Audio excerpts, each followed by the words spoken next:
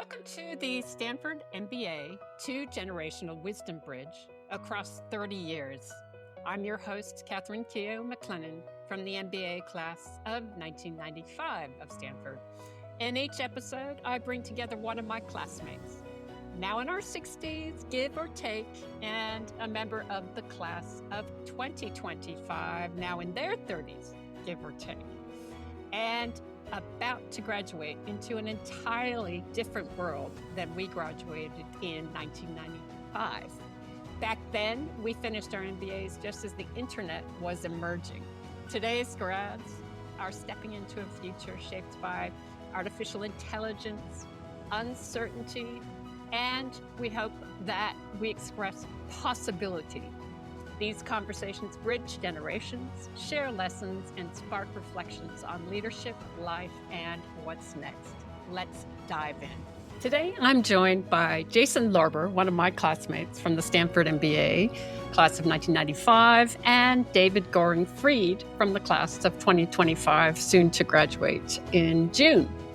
Jason is a consultant, comedian, and former Vermont legislator, whose eclectic career has spanned politics, activism, and executive development.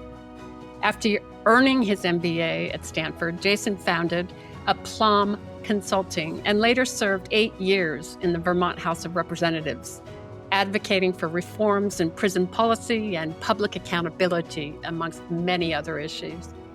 As a stand-up comedian who once opened for Joan Rivers, Jason now brings the principles of improvisation into leadership coaching, helping teams find clarity, connection, and courage amidst complexity. David is a second-year MBA student at Stanford. Before business school, he worked at Walmart across capital markets, fintech, international finance, mergers and acquisition. Graduating, he will join BCG in Boston, but he's also building an aircraft maintenance company with his father, a venture rooted in safety, purpose, and generational partnership. At Stanford, David is a co-leader of the R-Chucklers improvisation troupe and has discovered a deep commitment to authenticity and vulnerability as foundations of leadership. Together, Jason and David reflect on the power of improvisation as a life practice, from comedy stages to boardrooms to legislative chambers. They explore risk, reinvention, and the art of listening, reminding us that the best leaders don't come armed with all the answers, but with a willingness to co-create what comes next. Hi, welcome to you guys. David, where do we find you today? Which must be Thursday over there in California. What are you up to today? I am in my apartment near downtown Palo Alto, where I've lived here for my whole time at the GSB. I did not live on campus my first year, which is a bit unusual. But I'm in my apartment. I am done with classes for the day, and excited to be here. Jason, where do we find you? I'm in Burlington, Vermont. Burlington, Vermont. How do you get to Burlington, Vermont? And I was just remembering you went a very unusual way after graduation back 30 years ago. But how does one get from San Francisco to Burlington in 4 sentences or less? One marries a man who gets a job there.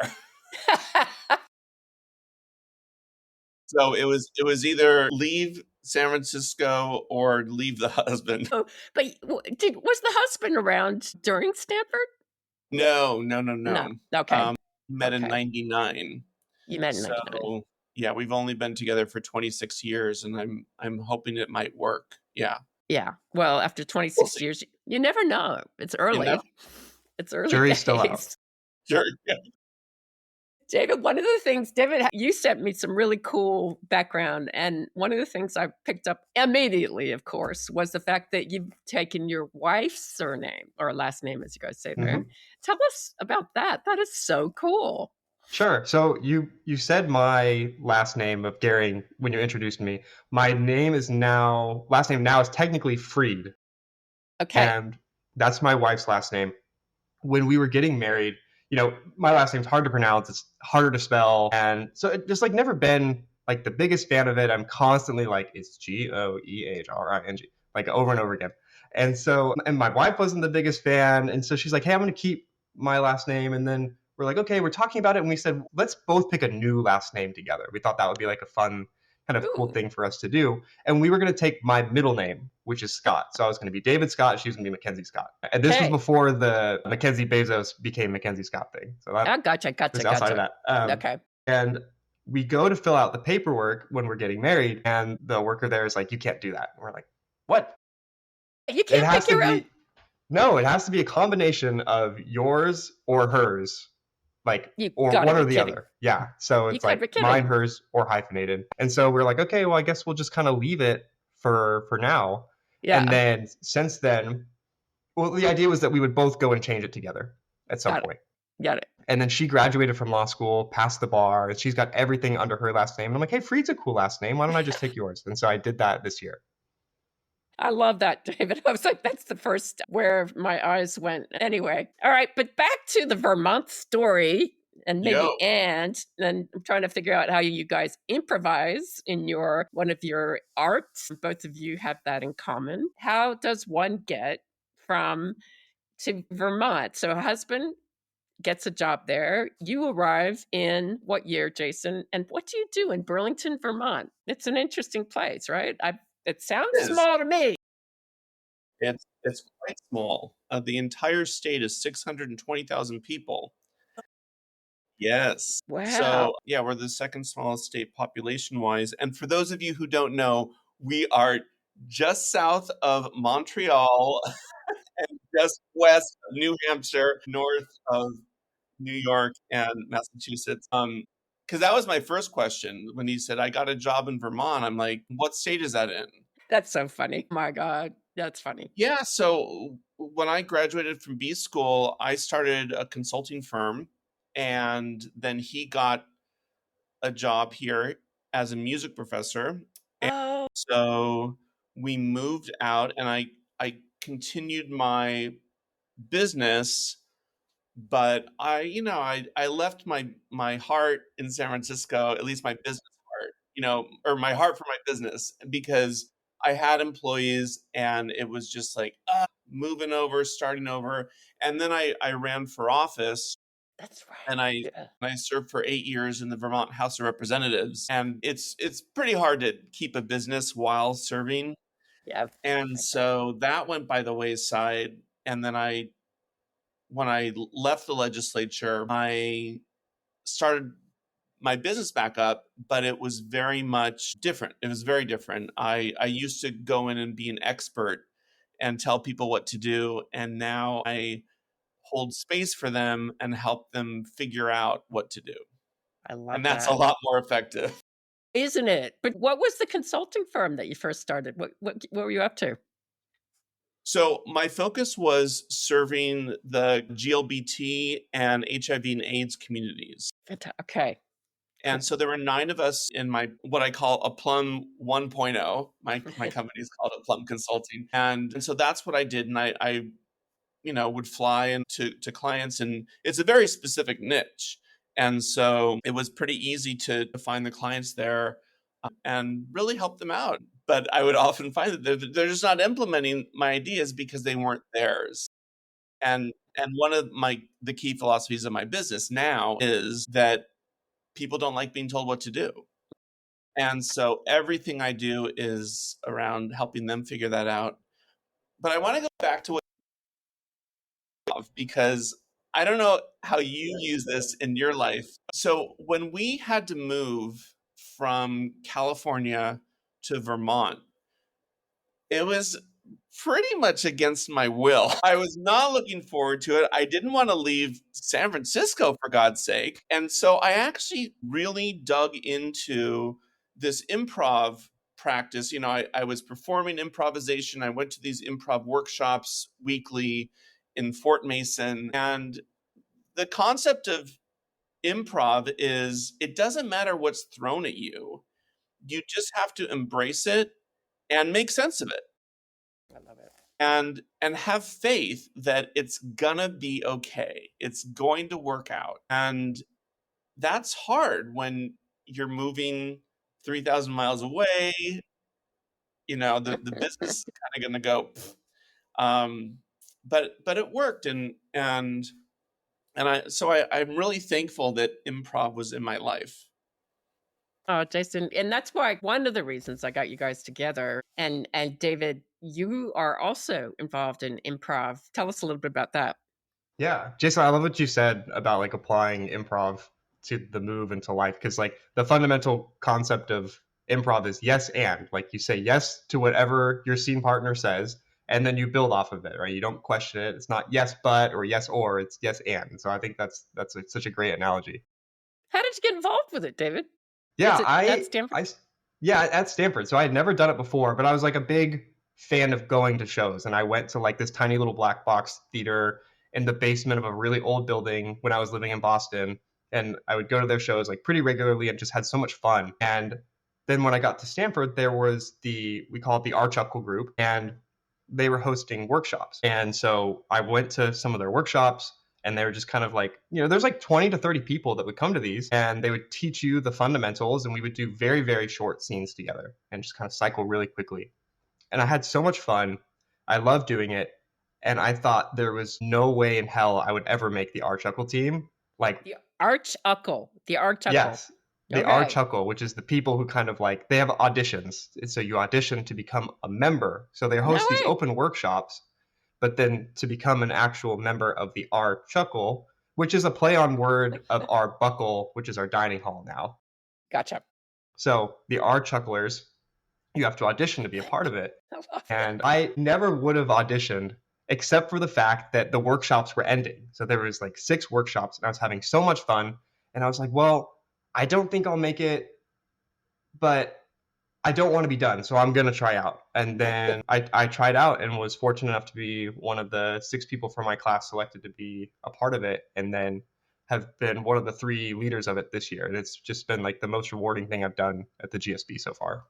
That's great. I got to say, Jason, I mean, improvisation has got to be right up. I've been working with leaders as well, for my career. And I'd say improvisation has got to be number one as well. So I believe it or not. And number one in terms of what? In their capability set. God, that sounds HR, but in their abilities. So, Jason, I mean, what do you think about that? Because you have been working with leaders. We had such a great conversation 4 years ago, and about your work and how you coach people. But how does improvisation come in? Yeah, and I so valued that talk with you, Kath. So yeah,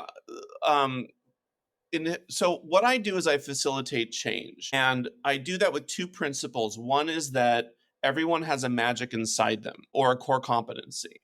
And the same is true for business. The other principle is that no one likes being told what to do. So it's all about empowerment, and I help leaders empower their teams through strategic planning, team building, executive coaching, mediation, communications, whatever they need. And one of the things in working with organizations that want to change or that are wanting to be innovative, as we know, that they need to embrace new ideas and they can't just shut them down. And a lot of leaders struggle with that. They struggle with wanting to not fail and wanting to get it right the first time. And then there's also a tendency of people wanting to be smarter than everyone or showing that they're smart. And it's so easy to shut down someone's idea and say, it won't work because of this. And I know that also as a legislator. It's easy to say, oh, no, that's never going to work. It's like, so that's why we have amendments to bills. You can make it better. And let's just agree on the problem or the challenge or the opportunity that's in front of us. What can we do to make it better? And so those that can flex their improv skills and say, all right, let's look at your idea, and I'm going to suspend my beliefs of the challenges. We'll get to that later, but right now let's think about the benefits. Let's think about how this could work. And then we'll have a moment where we will get to what are the challenges that you see with this idea. And then we can then think of solutions to those challenges. But if right out of the gate you shut it down, then you're never going to get anywhere. Okay, you need to run for your representative for the United States. Okay, next. But David, one of the things Jason and I learned was in a class of, I don't know, 60 people, if you don't improvise and you just come out with a canned response that you've been cooking up for the last 20 minutes in your class, if you don't improvise and pay attention to what was just said, then it's we all know that. We can suss you out big time and you're in troubles. Did you learn that in some of your business school classes? Yeah, I have learned that definitely the hard way. I think one of the feedback I got from my classmates in one of our courses very early on is like, hey, you sound so rehearsed. Like tell me what David like thinks. Just give the unfinished thought. Just share what you're thinking. Like it came from like a place of real kindness. Like they wanted to get to know me better. Like I heard that right away, and that's one of the things I wanted to get out of improv is like, how do I kind of not overthink things or like take myself too seriously? Like how can I bring out a little bit of goofiness into everyday life? And it's David, been awesome. Yeah. David, was that true? Were you canned? Were you, or was it just you sounded like that? No, I was canned for sure. I was thinking about what I was going to say for so long before I would actually say it. Like you can't, like the first year anyway, you couldn't be honest about that. Like we had to all look good. I think it was only until second year that we kind of embraced, this is who I am, take me or leave me. But that took us a year. Is that your experience? See, yeah, go Jason. I never had that pretense, which is, I guess it's a weakness and it's a strength at the same time. I have a question for you, David. So one of the things that we always said in class, which just got annoying after a while, is I want to build on what Kath just said. Oh my gosh. Some things never change is what I'm hearing. Do you do that? Oh, yeah, that happens all the time. And then you're like, that did not have anything to do with what I just said. Right. What is not? You are building your own skyscraper. That you didn't even come over to my garden. Yeah, sounded good though. The blessing and curse of being graded on participation is that sometimes like people want to say things and like they'll have really great things to say that maybe otherwise they wouldn't have said. But on the flip side, sometimes people are just going to like shove what they wanted to say like into, square peg in a round hole. I tell you. But so one of the things, Jason, I mean, I'd love to talk about the legislation a little bit more. How do you decide to go and do that? Other than you can't build your consulting firm anymore, and you thought, oh, this looks good. So what calls you to the legislature? Well, okay. So can I pause on that? Hold that thought. Yeah, come back. Because something that you said, David, just really rang. I want to build on what you just said. So often in class, I would just talk so much that people would have a bingo card of like, how often is Jason going to talk? And I was that annoying. And, and I'd like to say I've changed, but anyway, so. Remember that. But anyway, okay. Good. That just says more about your memory. Yeah. But when I was in class, I would just like talk out, think out loud. And now when I'm facilitating groups, I want to make it a safe space for extroverts and introverts. And what I do is before the exchange of ideas comes, before they break into small groups, I say, here's an index card. I want you to write down 3 bullet points. And the introverts love that because they get to collect their thoughts before they have to share it. And it's this incredible novelty for extroverts who are like, wait, I can think before I speak? But can they? Yes. Well, because I remember like I would be in, strat plan or OB or finance, and I, just be asking questions and saying what's on top of my mind. And then inevitably towards the end of class, one of our dear classmates who is no longer with us, Karen Welchek, would raise her hand and Garth Sloaner would call on her and she would say, well, I have 3 points. Boom, boom, boom. And I'm like, oh my God, how does she do that? And every time she spoke, it was brilliant. And so we need introverts and extroverts. I love that. What calls upon you to go into a legislature? I don't even know if many of our classmates became politicians, but what drew you to it? Yeah. So I'd always wanted to do public service, always. And I was involved in campaigns when I was younger. And then in San Francisco, I got more and more engaged in politics. I've always been a Democrat. And so I was engaged in the Democratic Party. And I thought politics was disgusting. And it was just gross. You needed money. It was all these things. And then I moved to Vermont, and it's completely different. In Vermont, you have to knock on everyone's door, but that's your campaign. And in fact, my first campaign, I raised $8,000. And after I got elected, people turned to me and said, $8,000? What, you're trying to buy a seat? I'm like, for eight? What? It was just a wonderful, so I got to do that. And actually, our classmate, Tim Briglin, took my seat after I left, the designated Stanford MBA in the legislature. And what was hilarious, like, did he take my seat? He literally took the chair that I was sitting in. The physical chair. I love that. Yeah, and so this was a life calling I've always had, and I served there for 8 years. And back to the improv question of using that, I don't know if it was so much of improv, but what I found in the legislature was learning to stop asking questions, stop trying to figure out what this person's going to do or what that person is going to do, and just sit down and write your own legislation. And be proactive and have other people respond to that. And that was one of the things I took from Stanford, from the GSB, was that we could do anything. We were much younger. And so I had all that optimism, but also the idea of, oh my God, this is impossible, this task that I have in front of me.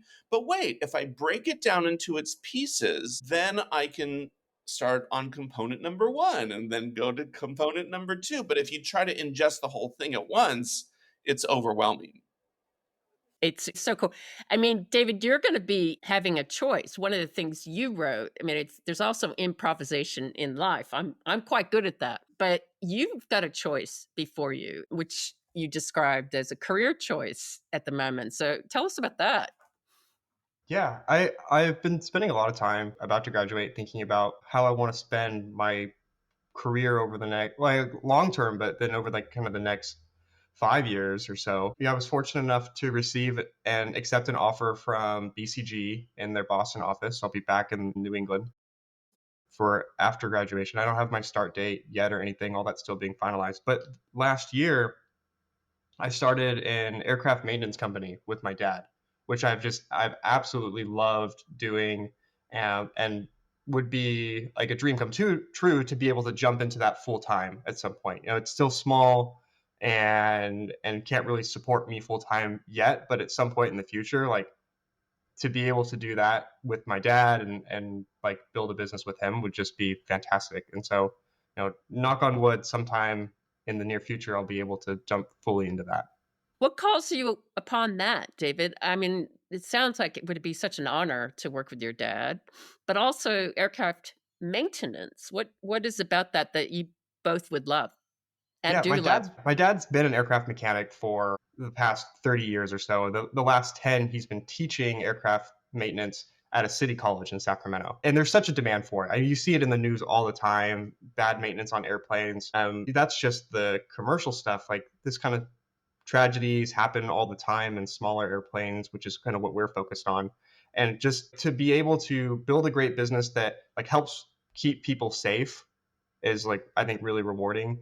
And then also, it's historically been like a male dominated field, and kind of, we call it like the good old boys club, kind of people just flying by the seat of their pants. And to bring in some structure and hire really great talented people, veterans and women that are coming, out of the military with like great skills, and they just need to be trained.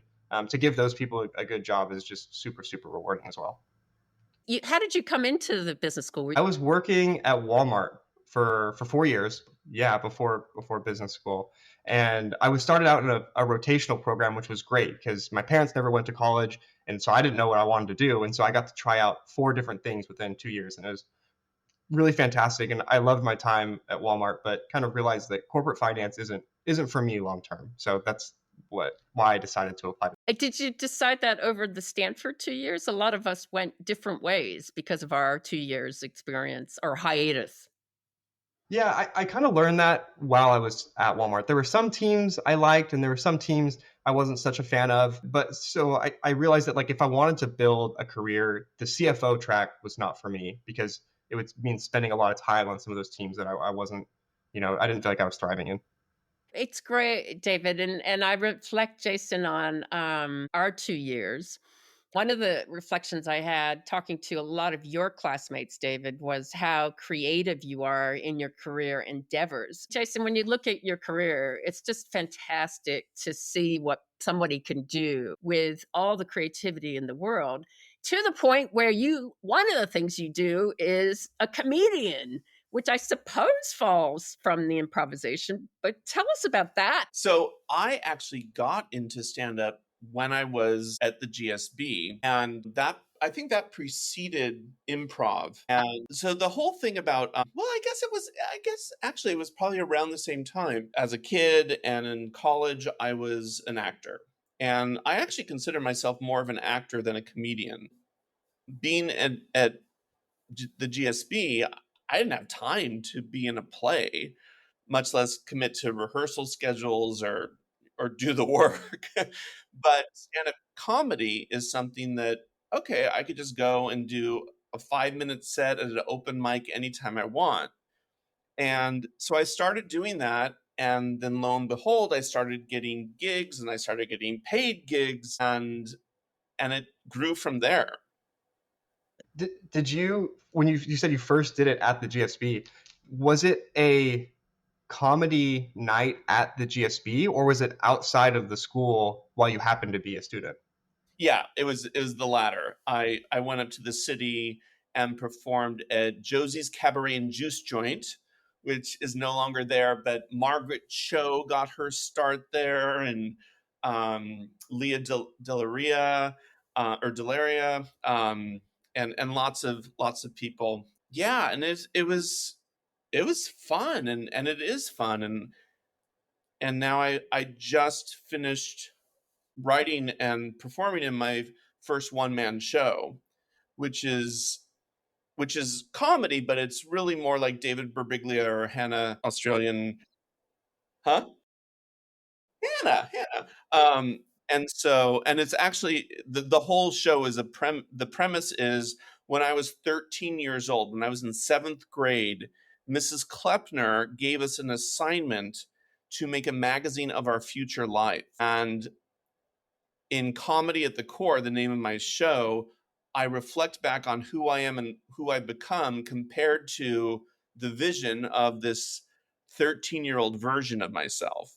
That's cool. David, what's the change of becoming over those 2 years? I think that the biggest change about myself is so I think self-confidence, but I don't want to say like entirely like I can do anything, but also but more of like becoming like authentic and okay with who I am and kind of like leaning into my own personality. I think that's one of the big things I wanted to get out of comedy because I like making jokes, but like to really lean into that was like it was a big stretch at first, but it's been so much fun and like great way to bring joy and like get to know my classmates.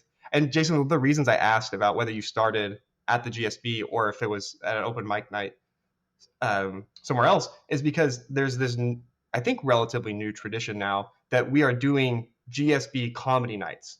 So once a quarter, 10 to 15 or so of our classmates are preparing 5-ish minute sets and are like everyone packs into the classroom. I mean, don't tell the fire marshals how many people are in there, but like we have so many people and it's just like the best way to try it for the first time, because you've got the most friendly audience you're ever going to have. It's a room full of, 200 of your like friends who just want to see you succeed and will laugh at almost anything. And so that was my first time doing stand up, was on one of these nights. And it was so much fun. And now, like 20 or 30 of my classmates have done the same thing now. And the skills are so transferable. They're incredible skills for, from public presentation and leadership presence or executive presence to understanding, okay, what's the funny part of this joke? And what's the funny word of the funny part? And how do I land on that? And how do I end there? And then what do I strip away? So that can help you streamline your communication and really focus on the point of it. It's like, I don't need to know all the background, just get to the funny part. But you're writing a script, Jason, so you must do that combination of preparation and improvisation as you read the audience. Is that kind of what happens, or is it a script, or what? How does that work? So I would say most of stand-up comedy is the art of it is to make it look like you just made it up on the spot. Mm-hmm. Yeah, I agree. And that, so so my crowning achievement as a comedian was opening for Joan Rivers, and this is when she was alive, and otherwise awkward. So I got 10 minutes to open for her, and I actually talk about this in Comedy at the Core. And I worked so hard on it. And then after I performed, someone came up to me afterwards and said, "Oh my God, Jason, I loved watching you up there. Did you wing it?" I'm like, opening for Joan Rivers? Did I wing it? So I just said, yeah, I winged it. Yeah. Yeah, of course. Yeah. All comedians make it up on the spot. Exactly. It was like the biggest insult and the biggest compliment all in one. Exactly. I mean, I find that really fascinating, Jason. God. The part that is improv is if you work with the audience, if you do what's called crowd talk, and you just say, "Oh, where are you from?" And then you find a way to work that into it. Most comedians are like, "Oh my God, I could never do that part." But I love that part. I love both parts. But you have to be able to like make the jokes work. And sometimes, I mean, this, David, as well, that you're doing a set and then all of a sudden you forget where you are. Especially for you and me, Kat, what? Where was I? And being able to then, okay, well, I'm going to find my way back to the joke somewhere. That's when you throw it to the audience. I mean, that's the Oprah style, right? So I adore that, because that's my improvisation, and that the art of working with the audience is just magic. But isn't that, I mean, that's just so fun. Like when you're because I just absolutely love business and being able to be in a situation. And this as a coach, when people come to you with problems and you're like, okay, what's the right question I can ask them that's really going to help center them and help them figure out their own path? If I were coaching somebody, that's a great question. Hey, what? Like, I don't know. Well, if you did know, what would it be? Love that. It's also saying, so how can I help you? And they're like, well, let me just give you some background. It's like, maybe not. Maybe you just tell me how I can help you, because I don't need all the background. Yeah, I love that. David, so here's the interesting thing. I'm just trying to imagine BCG, right? I know the environment. Mm-hmm. And I'm trying to imagine injecting humor and improvisation when your partners are kind of wondering what you're up to, because they had such a beautiful set of slides that had been worked at overnight. So what's your imagination of that experience? Well, I think one of the reasons I found it so attractive as a job is like, as I'm prepping for these case studies, right? Like, you don't know what they're going to ask you. And so like there's not a slide for everything. And so to be able to just like think quickly on your feet, that I think that's what's really exciting to me about it, is the challenge of doing that. Yeah, and the fun part that I've got to say, Jason, one of the things working with you guys in the podcast, there is, give or take, 30 years between us, right? One of the secrets I've learned from aging is I look at you, David, and I think we're about the same age. Like, God, he's smart. I could collaborate with him. And you're looking at almost 60-year-old going, oh my God, she has so much experience. I'm just here to say that we're not thinking that. We're like, bring it on. And because I don't know, Jason, I can't see the age difference very well anymore. And maybe that's just deliberate forgetfulness. Well, there's the hair. Yeah, well, okay, fair enough. Yeah, what you were saying, David. So there's all these slides that people prepare, and you want to prepare all those slides, and then you have your 50 slides, but the key is it's not about the slides, it's about you. And so if people ask a question, then you can say, oh, I'm just going to move ahead to slide 32. Or, oh, I don't have a slide for that, but I've already been thinking about my distribution or my pricing. And then you can talk about that. And so what we say with improvisation is you prepare, but it's going to be completely new what you get, but you can still bone up on your skills of listening, of yes anding, of being clear about people and places and relationships, and knowing about object work where you're miming something. So that stuff you can prepare, but then you have to apply it. And all of us are improvising every second of our life. Yeah. Skill set, not quite as fun. It pays the bills. My improv shows, unfortunately, aren't putting food on the table, but that's okay. Lord doesn't like when I send jokes instead of rent. But like with improv, it's not all fun and games. There's really powerful improv that's long form, that's serious, and quite meaningful. I don't know if they teach you in improv this, but the power, especially these days, of I don't know, like I do not know, is wonderful, David. And the consultant in me has learned not to be an expert. The wisdom that just comes out of nowhere was more important for my consulting clients than any slide could ever be. It's the co-creation. And that's the beauty of what I think you can bring. Is there a plan for you when you go to BCG in terms of focus and what you're going to be working on? Yeah, the cool thing is that I don't have to know right away. Awesome. Yeah, it makes sense that I'll probably do something in retail to get started, since that's where I have some background. But with BCG, I'll be able to work across like New York and DC and Boston. They're all kind of clustered together in the way they operate. And so I can try all sorts of stuff. Like I'm interested in doing maybe some defense work because I have like that aviation interest. So that's something that's really appealing. And then who knows? We'll see what happens. But exactly, who knows? Who knows? All right, yeah. Jason, do you find that in your clients? I mean, it's comfort in I don't know. That's the challenge. It's a lot of people, as you said, the fear of failure is a big deal. Yeah. And we know that, one of the biggest ingredients to innovation is being willing to fail, being willing to come up with bad ideas and learning from your mistakes. And those are usually the most powerful lessons.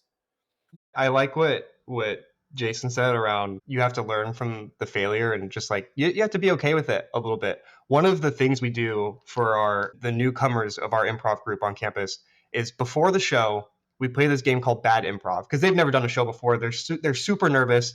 And so we get in a line and we each take turns. We say, we go out there, do a scene with your scene partner, and just try not to be funny. Be as deadpan, as boring as you can. And if anyone on the line laughs, you lose. You have to get out and get new people in. And they learn very quickly that like you're going to be funny anyways. Like if you don't have to try that hard, and it's going to end up being funny. So it's just like a comforting way to be like, go out there, try something. It's going to be okay. David, I'm so glad that you brought that, and you guys are bringing that to the business school, because who would have thought that MBAs, the classic MBAs, would be able to do that, and B, be entertaining. Jason, I mean, how did you experience the 2 years of culture at Stanford? Because culture is always phenomenally interesting to me.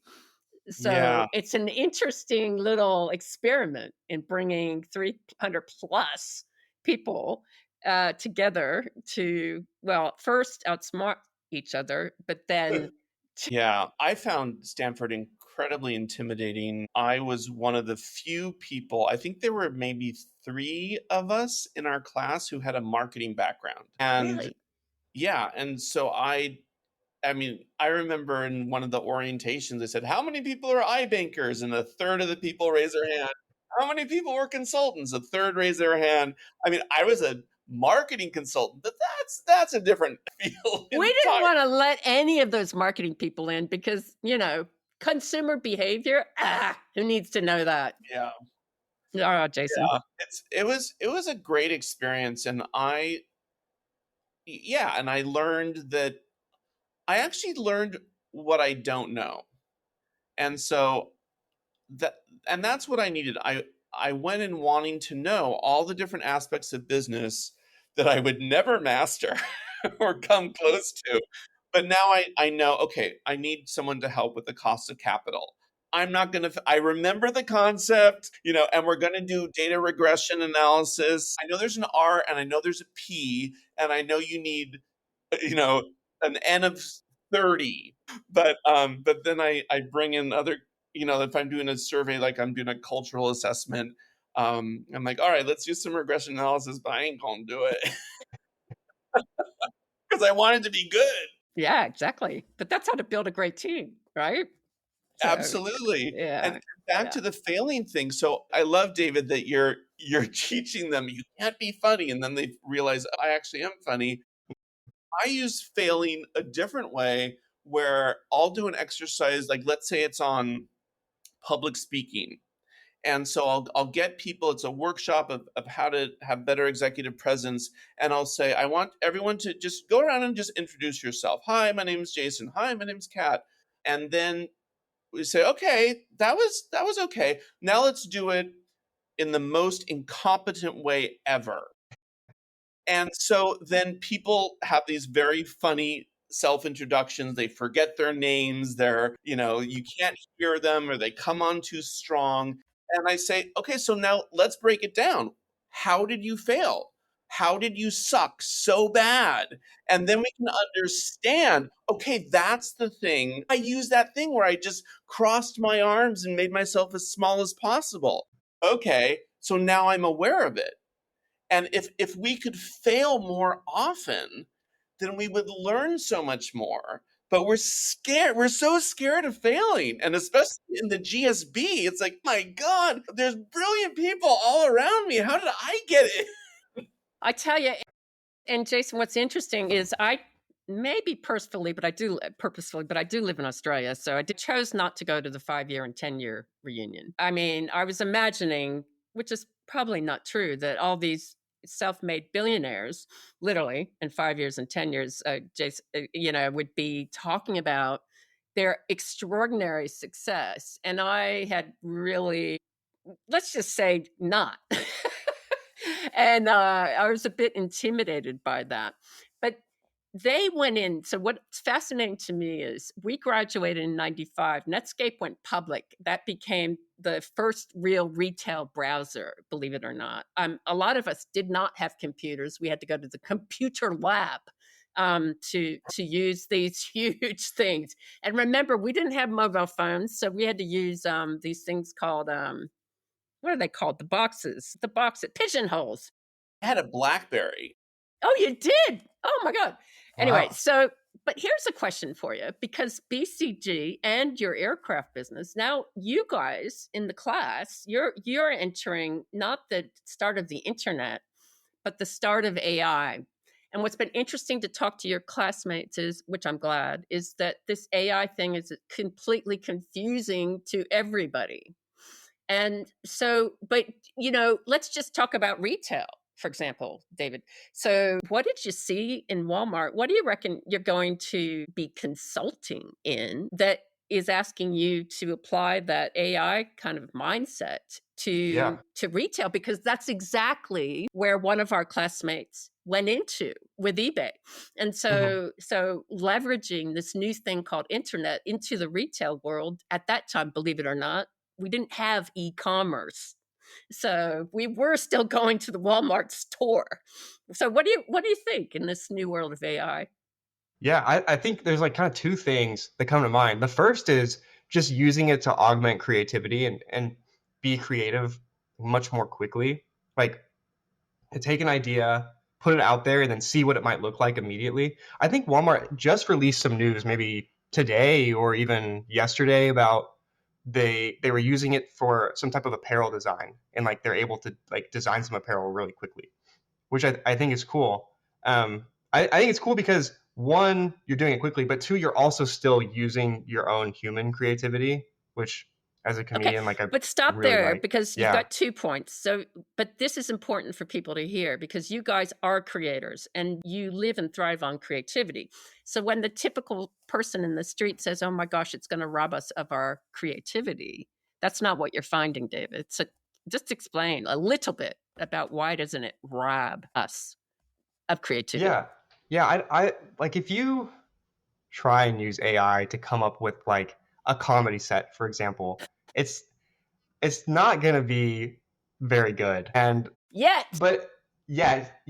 But what I find it really helpful with is like I have this concept that I find funny and I want to flesh it out a little bit. Like help me come up with some ideas or like help me workshop this word. Like I want a word that like has this sound that like sounds funnier, like a or like or this isn't like it doesn't have the exact meaning that I want. Like what would be a better word here? And so I find that it's like instead of Googling that, I'm able to just get it so much faster, which is really fun.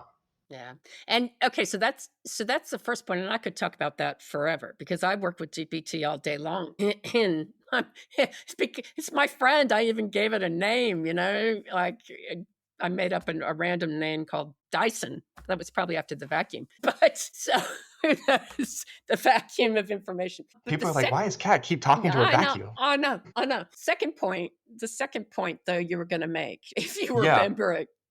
The second point, this is a much more boring point around data security. When I was still at Walmart, there was so much about like, do not put company information into ChatGPT. And they ended up creating their own AI tool to use internally. And I don't know if it was like a wrapper on top of something or developed. I don't know all the history, but they were like, if you want to use it, you have to use our own internal one to protect our data. And I imagine that's going to be like a huge area of consulting in the future. But haven't we already created? Doesn't everybody know everything that could possibly know about Jason? What do you reckon? Do you even use AI, Jason, in the day-to-day world of yours? I've just started using it. I'm so behind the times, but I'd say in the last 3 to 6 months, I'm starting to use it more and more. I haven't used it for comedy, but I think I'm going to try it and just see, because I actually just gave a speech to the legislature. I was giving kind of their pep talk, and because they have one every day, and instead of morning prayer, it's called a devotional. But I really talked about listening to each other and how we're all a family and we need to work together. And I put some ideas into.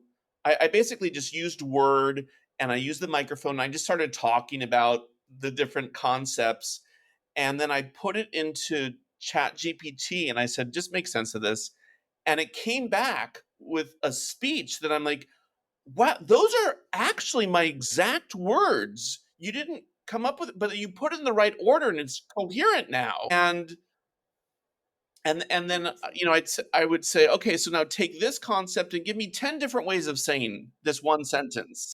And then I'm like, and I never got the exact sentence, but I could,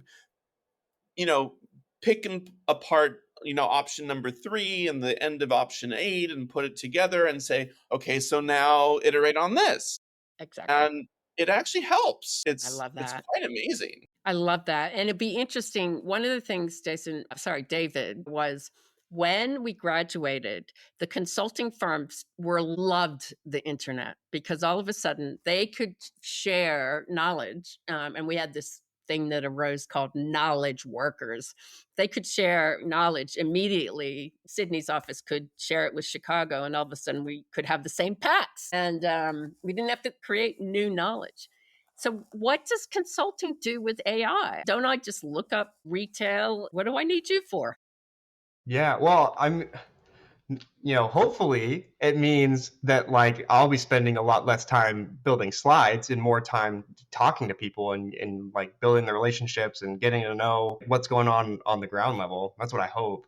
But you also have a very different world, David, than we entered. A world that in politics and economics and sociology, some of us could say is frightening. So how does your class look at the current world that you're entering? And do you guys talk about it? I would say open and embracing. I would say that because I don't want to imply that like everyone's okay with the status quo. Like people are out to like make a difference, which is awesome. And there's a wide range of thoughts on like, is this the start of a beautiful future, or is this going to be the end of everything? I have one friend who always asks guest speakers, he goes, what's your P doom? Like, what's the probability that AI is going to create a doomsday event? He's just like, P doom. P doom. That's how he asks it. I'm like, I don't know if they know what you're asking, and then he has to explain it. But what about P utopia? What's like? Can't we ask that? A lot of my classmates are like very focused on climate. Like we have people who are so passionate about that, and with the new Door School of Sustainability, doing joint degrees over there, and like that's really encouraging to me to see people like want to take that challenge on, because I just try and say funny things. I don't know anything about any. Like I'm amazed at how much knowledge they have around that. That's what I love about some of your classmates. But I think the stuff that you're going to go into, David, is just as important. Do not forget that, because BCG McKinsey wields a lot of influence in the world, and how we cope with that. We'll have some great thinkers, and I hope you never denigrate that. But coming to the end of the hour, Jason, 30 years later, if you had to say something to you as a 30-year-old, or give or take, what would you tell him? We don't have to tell David because 30-year-olds don't listen to us. I wouldn't listen to me either. You know what mine is? Chill, baby. Chill. That's mine. But David, here's your question. Okay. I was loving the fact that you want to work with your dad, right? So what does your dad say to you as he looks at your age? Does he impart some wisdom that you've kind of kept that, I don't know, many of your classmates might not have? I don't know many who'd work with their dad or their mom. Yeah. One of the things my dad told me when I was really young, and his dad told him that too, was like, I don't care what you want to do. If you want to go like be an astronaut, or you want to dig ditches, or, anything in between, like just go out there and be the best that you can be and do that. And so, yeah, I think it's just really beautiful. Whatever you want to do, go do it. How cool would that be to work with your dad? Okay, Jason, you've had enough time to think about it. Improvise an answer. So I'm going to answer a different question. Yeah, cool. Like a good politician. So I would say, I think about my earlier years when I came out of B school, and even in B school, just doing things that I hadn't done before or no one had done, and just being bold and coming up with new things and new ideas and new chapters of my life. And now I'm grappling with wanting to have that big explosive next idea that's risky and bold. And there's I don't know if you said this on one of your podcasts, because I listened to a bunch of them, but the thing about how Nobel laureates do all their great work when they're under 30. They don't discover anything after that. They don't want to risk everything, because now it's like, okay, I've got my family, I've got my son, I've got my relationship with my husband. I've spent a lot of energy on that, and I don't want to do anything that risks that. But But I do want to innovate. I do want to have a new incarnation of me. And so, but that has to be very intentional. I think it's when you're younger, I don't know, maybe you can be more creative because you don't know what you don't know. And now we're burdened by how we think things already are. So when I was in the legislature, the first time I ran for office, I could only talk about the problems that we were facing.